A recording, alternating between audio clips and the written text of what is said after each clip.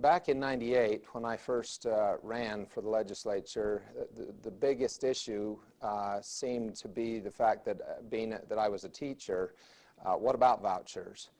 And I had been involved for 8 years during the '80s, early '90s in party politics as well. I was legislative chairman and our district chairman, and had worked in the party, and I'd had to deal with that issue and thought about it many times. And there were times where 3 or 4 times where I delved really deep into the voucher issue, and is this a real solution? Beyond the rhetoric that goes on, is this a solution?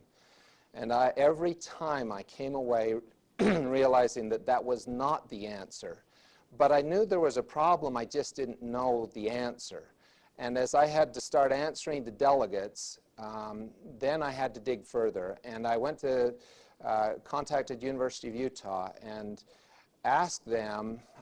I had also been involved in some ecclesiastical assignment that regarded splitting, dividing local congregations, and had begun to realize that there was a value, even though I'd opposed that originally, there was a value to dividing so that you could bring the governance down to the local people, and it builds people. And so I began to ask the U Library, is there any research that has to do with dividing big school districts? And they provided me a bunch of research that had been done in the late '80s, early '90s. I think it was a magazine called Urban Education or something.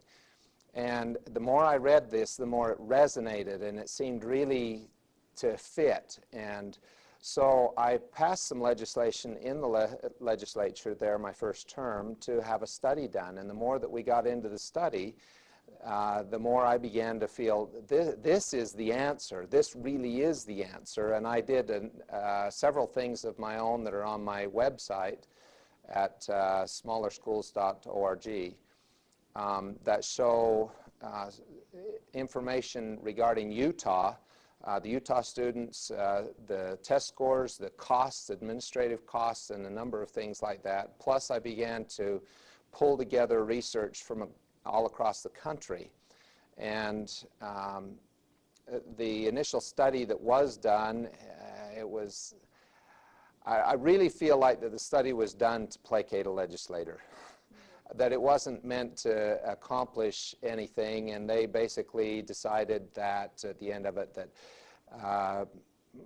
that there wasn't anything that needed to be done. And I think that was politically motivated. They didn't want to have some study that said we need to do this or that. But at any rate, I put together the website and began talking with legislators and other people about the issue, both with vouchers and what I think it really comes down to is the people want to have control of the education of their children, and under the big districts they're losing that, and it's getting worse and worse as time goes on. And it doesn't matter the fact that the administrators are trying their darndest to do a good job. The bigger it gets, the less they're able to.